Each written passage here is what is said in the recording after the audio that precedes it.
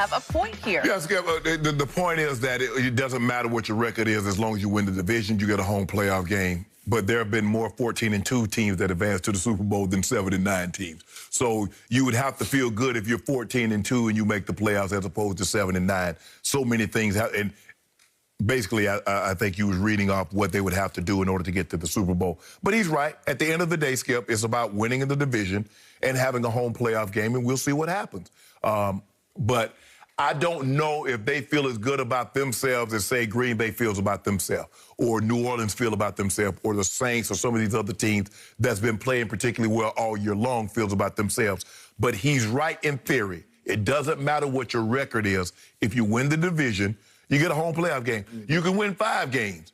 But if you got 5 victories and everybody else in your division has 4 victories, you win the division and you're getting a home playoff game. And it might mean 11-5 or a 12-4 team is coming to see you. So in theory, he's right. I loved what my man Zeke had to say. I don't love that he's lost his burst, but I love his heart and I love his guts and I love how hard he runs and what he preaches to his team, because you realize I started covering this team when the great Tom Landry was the head coach. What was the #1 thing that Tom Landry always preached year after year after playoff year? He used the operative word, you need to streak into the playoffs. He said that's the key to success in the NFL is streaking into the playoffs. Yep. You would know this as well as anybody, because you don't want to back in, because when you back in, you have doubt. It creeps into the back of your mind, and inevitably, in your first playoff game, something doesn't quite go right, and you go wrong, okay?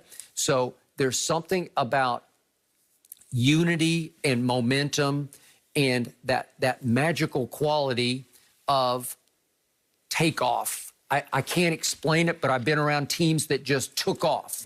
They gelled, they clicked, they came together, and they figured out a way that worked for them to win football games. And this team magically has figured out how to win football games, albeit against Cincinnati and San Francisco and Philadelphia, but right on schedule, benefiting from, you can argue, the worst division in the history of this league. They found themselves as everybody else was losing themselves, because the Giants have lost 3 in a row. Washington, with quarterback quandary, has lost 2 in a row. The Eagles hung in for a while, and then it was head-to-head with Dallas, and they were the odd team out. So all of a sudden, I love what he's preaching, Zeke's preaching to his choir in his locker room, that, hey, what's it really matter? We could be 14-2, we could be 7-9, and we're going to have the same feeling because we get to play, just by rule, we get to play a home playoff game. You don't get a bye, but you get a home playoff game. Well, this team doesn't need a bye. This team needs to play another game and another game. I believe they're going to win at New York. They're 2-point favorites to win at New York. I believe New York is the most favorable matchup within the division for Dallas. Yes. So I like their odds. I believe they'll win 30-20, and then you let the chips fall, because you're going to go into the home playoff game, even if it's against Tom Brady and the Buccaneers, you're going to feel good about yourselves because a lot of good things have been happening. When suddenly you find the magic formula on defense to create turnovers, I don't even know how to teach it, how to coach it. You've seen it happen. It's just contagious. Yeah, it just comes. I don't know. I don't know what happens. Bunches. Sometimes you just get lucky bounces. You get lucky breaks. The ball, it's that oblong, weird football, and it bounces your way. Yep. Well, it started bouncing their way because they got 10 takeaways in 3 games when they couldn't take it away from a baby in the first whatever game, you know, the first 10-11 game, they could not. They could not. And they were on a historic pace to give up the most rush yards in the history of this league. And I believe that the coordinator should have been fired somewhere around midseason. There was a mutiny. Jerry got rid of every free agent that he signed because they were all rebelling against Mike Nolan. And somehow the ones who were left just said, let's just figure this out. And out of nowhere came Randy Gregory. He's really good. He's Pro Bowl caliber. Yeah. He's a game-changing, difference-making pass rusher. Yep. Well, DeMarcus Lawrence, every other game is that guy also. Right. I don't know what lights his fire, but if his fire is lit, Randy Gregory's is always lit. But he's only had about 5 games of this, and so Jerry's even talking about his conditioning isn't quite up to par yet, up to speed. Yeah, it's getting there. I mean, but Skip, I think the thing that they do really well with Randy Gregory is that they don't tire him out. They let him. He's a specialist.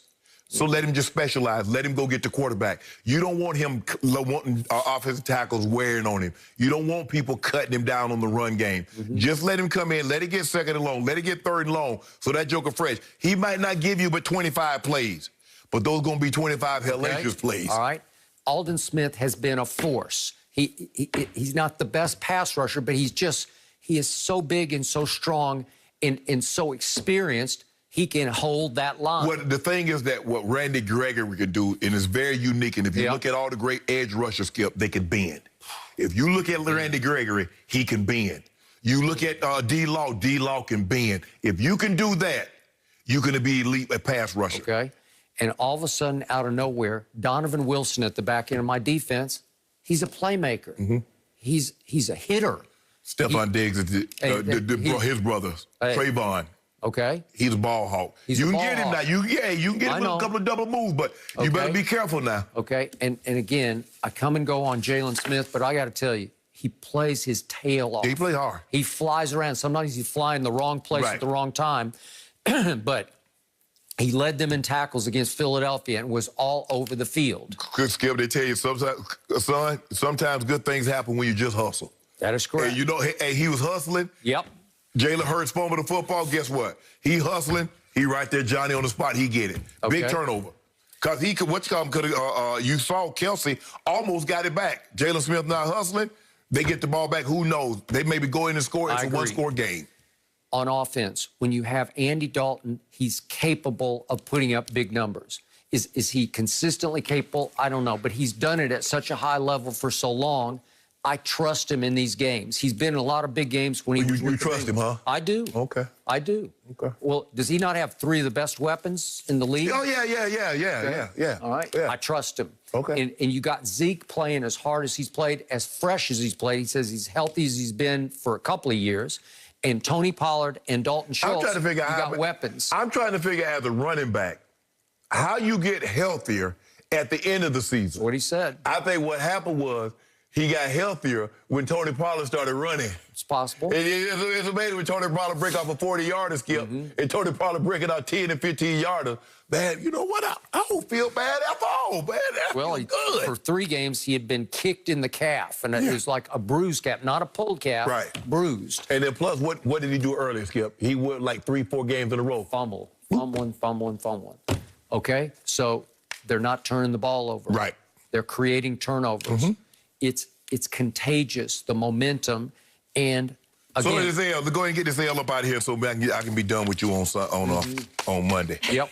Nope. You're going to have one more big week of me. Nope. Yep. One more big week.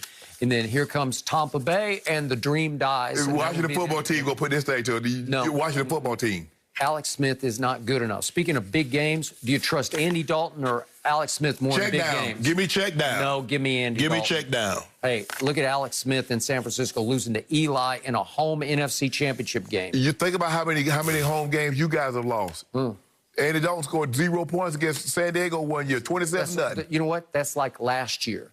Seriously. It feels like last year. You do know Andy Dalton is the reason why they got Joe Burrow up in Cincinnati, right? Okay. I got it. But we benefited from that. Yeah, you did. He's the best backup quarterback in the league, and he's showing you that right now. I think I take Old Fence Magic. Old Fence Magic. Yeah? I don't think he's the backup. I think he's the starter. He's the backup.